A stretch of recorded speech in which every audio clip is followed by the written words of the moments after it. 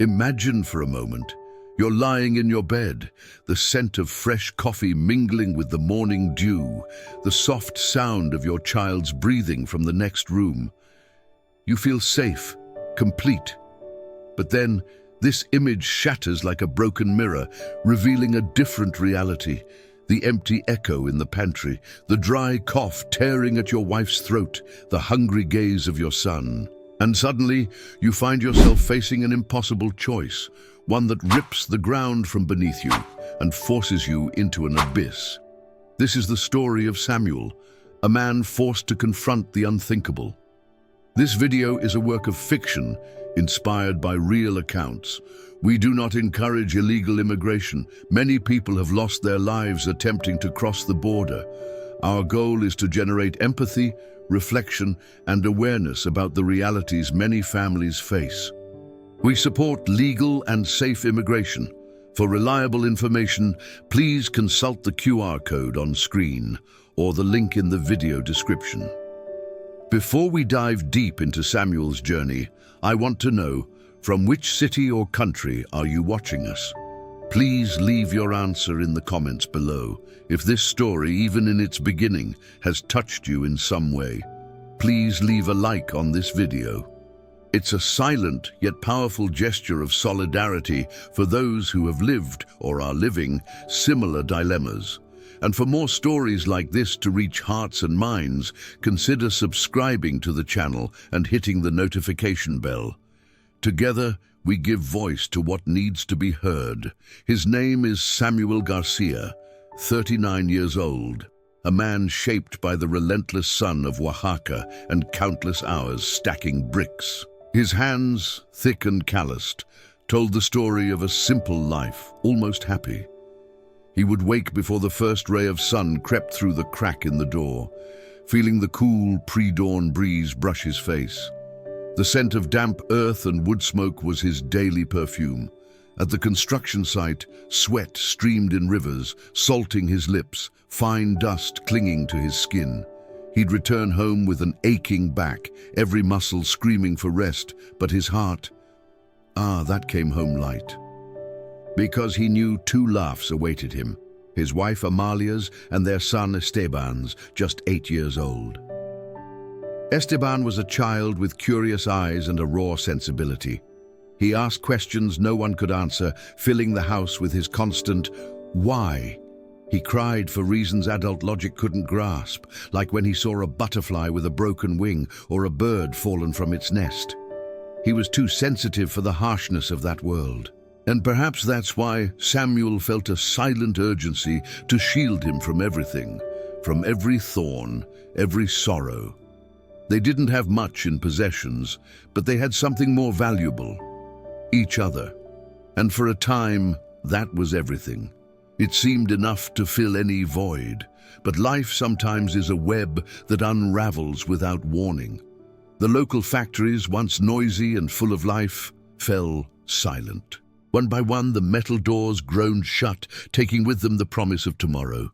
Jobs vanished like smoke in the wind, and the price of food, oh, the price, it doubled in weeks, every cent slipping through their fingers like grains of sand.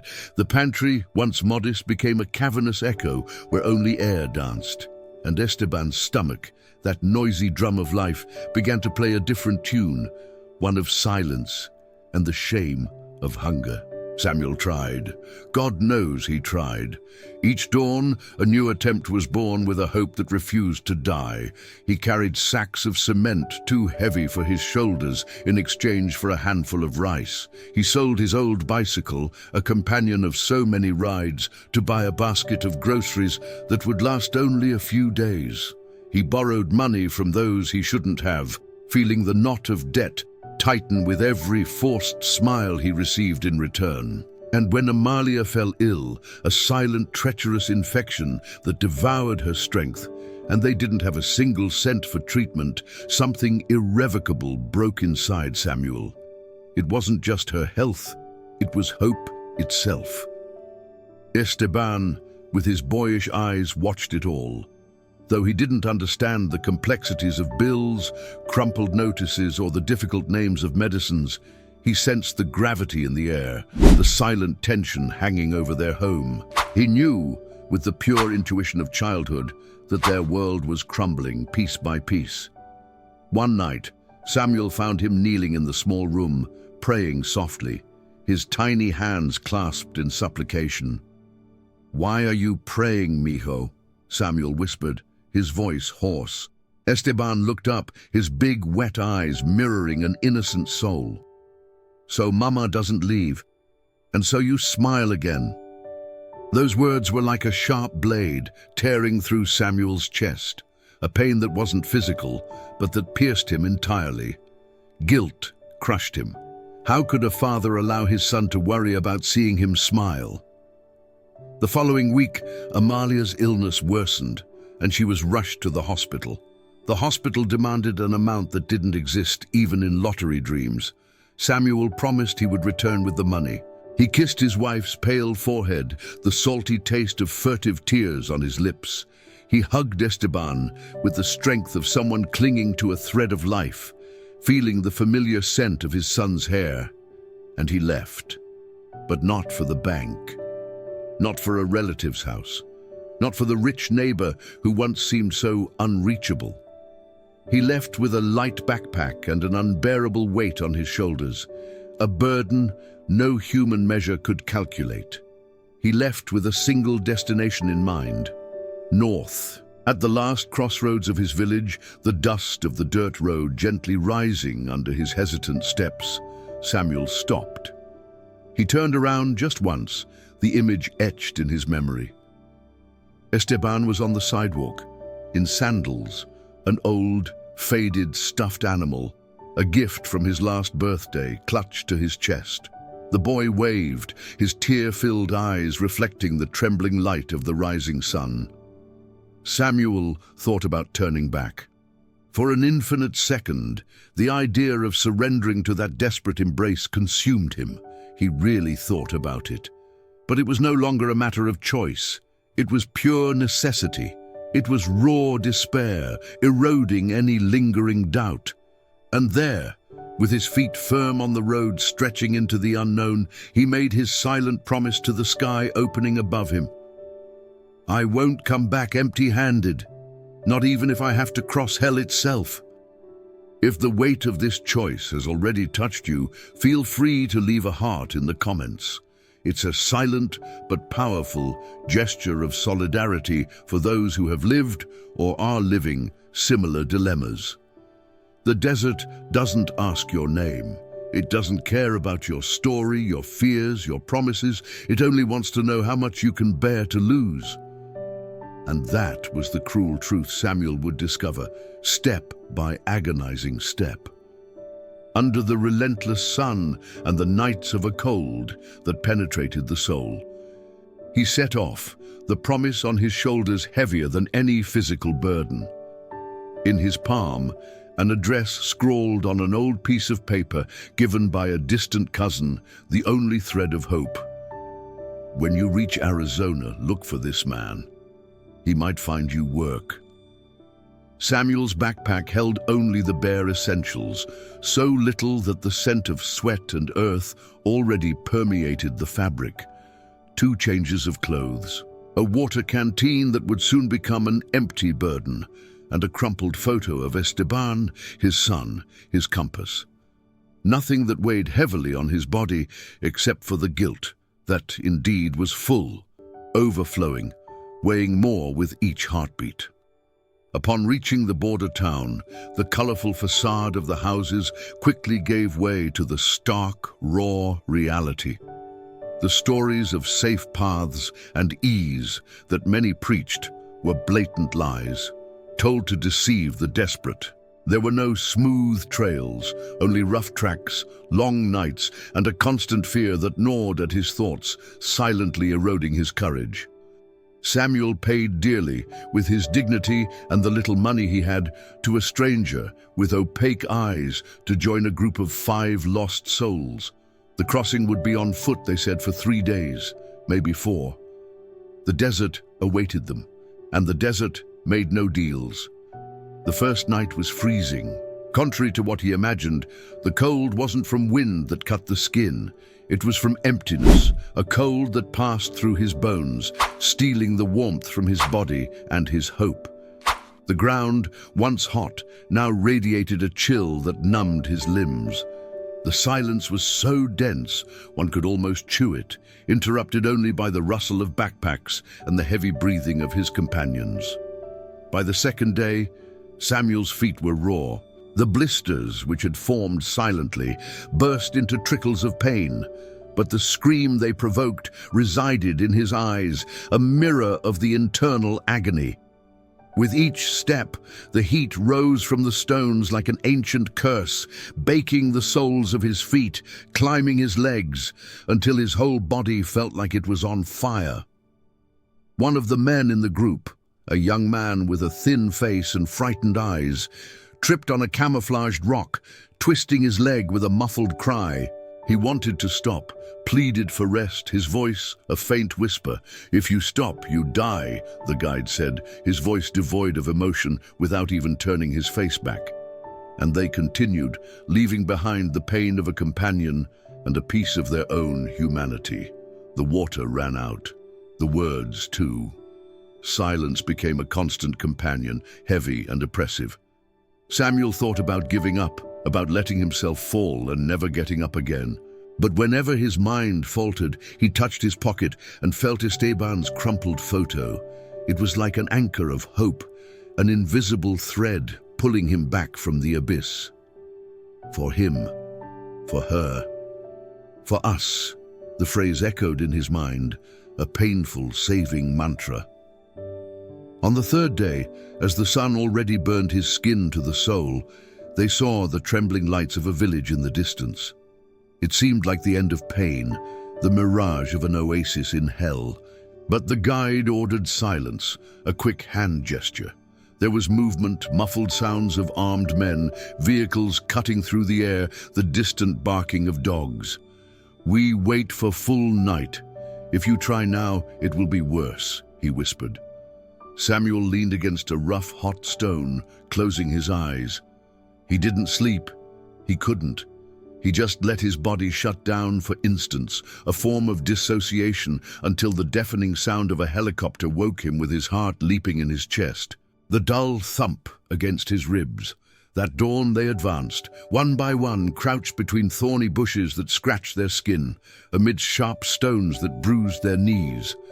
It was there that Samuel realized the true desert wasn't made of sand, nor twisted cacti.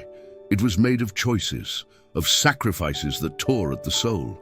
They crossed a dry valley, a silent graveyard of lost hopes. There, Samuel saw torn clothes faded by the sun, empty bottles that once held life, and even defaced, dust-covered children's dolls left behind. A knot tightened in his throat as he saw a tiny shoe, its leather dry and cracked, abandoned among the stones. How many children crossed here, he wondered, the thought a punch to the gut. They continued, each step a battle, until the sun began to rise, painting the sky in orange hues that seemed to mock his agony. The fourth day brought something new and terrible. Fever. Someone had drunk contaminated water and was vomiting non-stop, a muffled sound of suffering that mingled with the wind. The guide, relentless, ordered them to leave the man. Samuel hesitated, the conflict visible on his exhausted face, but he couldn't carry another body. He had no more strength. He continued, his conscience heavy as lead. The hours turned into open wounds, each one deeper than the last. His mouth dry, lips cracked until they bled, his throat an even more arid desert. And his mind wandered, lost between vivid memories of home and hallucinations of familiar voices, calling his name, until he fell, literally. His knee gave out, a sharp pain shot through him, and Samuel collapsed into the hot dust. He cried. Not a loud cry, but a silent lament squeezed from his soul, for the physical pain that consumed him, for the fear that paralyzed him, for the absence that tore him apart, for the agonizing uncertainty of ever seeing Esteban again. And there, lying among stones that burned his skin, with the smell of hot earth invading his nostrils, he saw a cloud. Just one, small, high in the blue sky, solitary, but it was enough. He closed his eyes and, for an instant, remembered his son's smile the previous spring, the smell of wet grass and carefree laughter. He got up. Every step after that was a miracle, a delirium that propelled him forward. But he kept going, because when the body fails, when the mind gives up, it is the soul that walks for you. Life's roads are many, and some are unimaginable. If you know or have lived a journey of crossing marked by challenges, please share your testimony with respect and empathy in the comments. Your story could be a light for others. If this narrative moved you, please leave your like so it can reach even more people. And to not miss the next parts of this journey and other stories that deserve to be told, subscribe to the channel and hit the bell. The cruelest moment in life isn't when everything crumbles, when the ground opens beneath your feet. It's when you realize that nothing you do, no effort, no tear, will bring back what you've lost. Samuel survived. The desert, the fever that consumed him, the deafening silence of solitude. But what he would find on the other side was a different kind of desert, an emptiness no sand could fill. He managed to reach a small town on the other side of the border, a sparse cluster of buildings under an indifferent sky. He was taken in by a local church, a simple refuge that offered nightly shelter and thin soup to newcomers. He slept there for 3 nights, his body exhausted, his mind in a painful stupor, sharing the space with voices in various languages, the smell of sweat and fatigue permeating the air. Swollen feet, empty eyes, each carrying their own untold story of loss and hope. With a contact number scrawled in his pocket, a tenuous promise of work, Samuel called from a borrowed phone, the coin heavy in his sweaty hand. A man with a harsh voice answered, "Are you the guy from Mexico? The one with the picture of the kid?" he asked, without preamble. "I am," Samuel replied, his voice hoarse, almost unrecognizable to himself. "There's work, but no bed, no food. Can you handle it?" Samuel answered with what little remained of him, a thread of determination that pain had not yet broken. "Tell me where to go." He spent weeks working in clandestine construction, under a merciless sun that burned his skin and stole his breath. He sawed wood until his hands bled, lifted beams too heavy for one man, hid from inspectors like a fleeing rat, and ate scraps of food others discarded. The heat there was less violent than in the desert, but the longing burned more. A constant ember in his chest. What little he earned, Samuel sent to a trusted neighbor in Mexico who had promised to pay for Amalia's medicine. In each envelope, a piece of his heart, a silent prayer. He asked the neighbor to deliver letters to his son, small notes scrawled on bits of paper. "Tell him I'm coming back," he wrote, his handwriting shaky from hope and exhaustion. But the replies never came. The silence, once a companion, had become a premonition. The sign, when it came, was brutally stark. A short audio message sent by a distant acquaintance with the neighbor's choked voice, barely recognizable.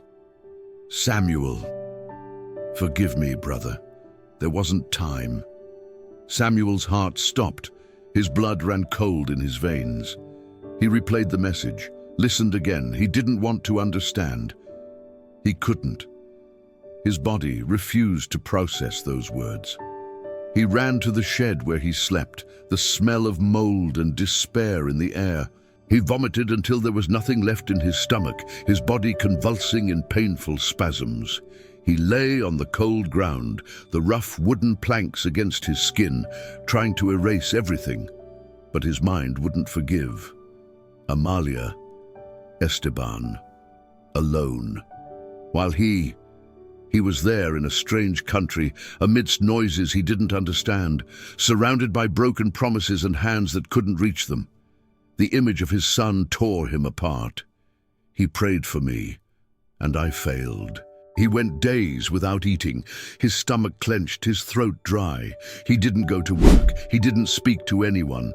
He merely existed, an empty body moved by pain. One dawn, the silence of the sleeping city pushed him outside.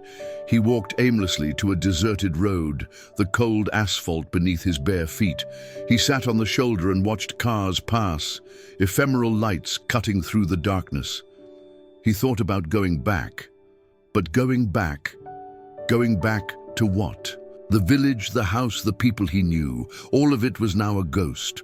The border that once seemed like a path, a promise of life, was now a wall, an internal wall, immense, eternal, insurmountable. He cried right there, on his knees in the dust, his face stained with tears and earth, without screams, without an audience, just him and the loss. A pain so vast it seemed to swallow him whole. After hours, as the sun began to paint the first shadows on the horizon, Samuel took Esteban's photo from his pocket, crushed, dirty, but with the same pure smile that had propelled him this far. He kissed the image, feeling the rough paper against his cracked lips. And then he did something strange, almost unthinkable amidst so much suffering. He wrote on the back of the photo with the tip of an old nail, the letters scratched and uncertain. "Forgive me, my son. I didn't make it in time, but I will turn this pain into a bridge, not a wall."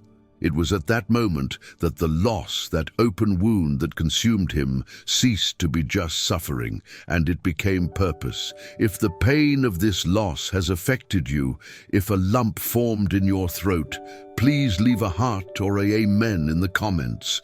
Your empathy is a virtual hug for someone facing or who has faced such pain. Show that he is not alone. And if you feel this story deserves to be told to more people, please consider showing your support through Super Thanks. The world Samuel knew was gone. It had swept him away, leaving behind only the rubble of a life. But amidst that devastation, amidst the dust and shards of what once was, he found something no one could take from him: the right to continue. Not to move on as if nothing had happened, but to carry the pain as an inseparable part of himself, transforming it into something new, unexpected.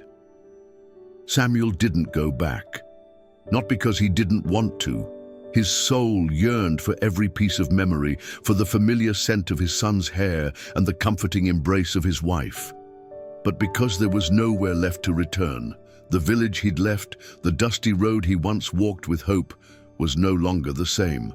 Amalia was gone, her gentle spirit extinguished by a poverty that felt like a personal betrayal. Esteban too, his laughter silenced, his bright eyes closed forever. The home, once filled with warmth and the promise of a shared future, was now a memory of empty walls, a silent echo in his mind, haunted by ghosts of what could have been. The thought of stepping back into that void, into a place that held so much loss, was more terrifying than any desert crossing. For days, for weeks, Samuel wandered like a man without a map, both internally and externally, his eyes dull, reflecting only the grayness of his despair, his body moving by sheer mechanical inertia. He worked silently in construction, the whine of the saw and the rhythmic thud of hammers the only sounds in his inner world, drowning out the screams of his grief. He slept poorly, tormented by nightmares populated by faces that dissolved just as he reached for them, by voices that whispered his name but that he couldn't grasp. He ate out of obligation, the taste of food indistinct, like ashes in his mouth, every bite a reminder of the hunger his family had endured. He was a phantom of himself, existing rather than living, drifting through days that bled into one another, until one day, in a donation line, the air thick with the smell of warm food and the weary murmur of unfamiliar voices, something pierced through his fog. A child, with Esteban's eyes, The same wide-eyed innocence, the same startled, almost fearful expression his son had worn in their last days at home. The boy held a mended, faded, stuffed animal, the worn fabric a mirror to Esteban's own beloved toy, and cried softly into his mother's shoulder, a sound that tore Samuel's soul, raw and exposed. It was an involuntary, visceral response, a jolt of recognition that ripped through his numbness, the small hand clutching the worn toy, the subtle curve of the cheek, the way the child nestled into his mother. It was all too familiar, too heartbreakingly close to a life that had been snatched away. He stumbled backward, the heart pounding erratically in his chest, his throat tight, the air suddenly thin. The overwhelming wave of memory, of loss, of what he had failed to protect, almost buckled his knees. He moved away as if physically escaping the pain, but that image stayed with him, burned into his mind like a painful brand. It was a catalyst, a flicker of something beyond despair. In the vast, aching emptiness, a tiny seed of purpose began to sprout, fragile but persistent. The next night, driven by a force he didn't fully comprehend, Samuel bought an old, yellowed notebook, its pages thin and brittle, and a cheap blue pen, and he began to write. Not lengthy essays or rambling outpourings of grief, but letters. Short, heartfelt, stark letters, letters to Esteban, each word a confession, a promise, a prayer. "Today I saw a boy with your eyes, and for a moment I wanted to believe it was you," he wrote, the pen scratching against the rough paper. Tears blurring his vision, blurring the lines between memory and reality. "Forgive the father who didn't know the right time, who made a desperate choice. But know this. Every single step I took, every single breath I drew, was out of love. It was all for you, my son." In another letter, his hand, shaking but determined, "I transformed my guilt into vigilance, my unbearable silence into comfort for others. This burden, it is now my guide." He began to leave them anonymously in the shelter lines, folded and hidden among the donations of clothes and food. He never stayed to watch, never sought recognition. Some mothers, their faces etched with fatigue from their own arduous journeys, would find them, unfold the brittle paper, read the words, and cry in silent understanding, the raw identification mirroring their own unspoken sorrows. Others simply kept them, clutching them like a fragile treasure, a lifeline in their own despair. No one knew who wrote them, this silent benefactor, but the shelter volunteers, noticing the quiet impact of these messages, began to call the author the man of the invisible letters, a myth, a whisper of hope in a place where hope was scarce. One day, a social worker, a woman with kind eyes and a voice that carried a gentle authority, invited him to give a small testimony to a newly arrived group. Samuel hesitated, the idea of speaking about his pain aloud. Exposing his wounds was almost unbearable. His throat tightened, and the usual silence threatened to consume him. But the following week, he showed up. He didn't speak much. The words still refused to come out, caught in his constricted throat. He just handed over one of the letters, his hands trembling slightly, his eyes fixed on a distant point on the wall, avoiding the gazes of those who stared at him, seeking answers. And he stayed. He volunteered at the shelter. He began to help however he could, silently and dedicatedly, finding solace in action. He translated words and feelings that others couldn't understand, bridging linguistic and emotional gaps. He organized piles of donated clothes, folded blankets, washed dirty dishes, his hands finding purpose in the mundane. Most importantly, he listened.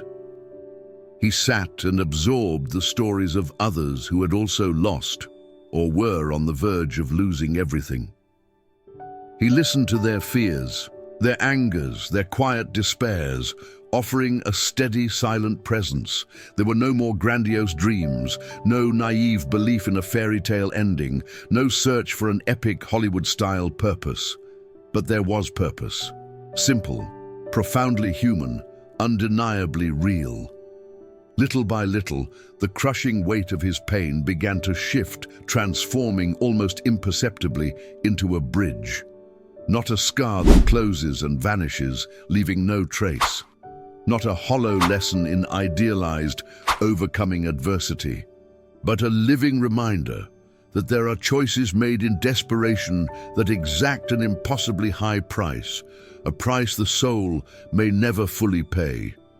And that the only way to honor the ones left behind, the ones who are gone, is to prevent others from suffering the same fate, is to offer a little comfort, a sliver of hope, to those who are still struggling on their own desperate journeys. Today, Samuel walks with a small, worn cardboard box in his backpack. Inside, more than 100 letters, each one a testament to his enduring spirit, all handwritten in that same shaky but resolute hand, all signed with the same phrase, an epitaph and a promise, a quiet act of enduring love. To the one who still loves, even without knowing if it will be returned. And when someone curious or well-meaning asks what he lost in the crossing, he doesn't answer immediately. He pauses, his gaze drifting to the desert in the distance, an immense, empty landscape that holds so many unspoken secrets and so much unquantifiable pain. And he whispers, almost inaudibly, but with a conviction that echoes deep in the soul, carrying the weight of his past and the quiet resolve of his present.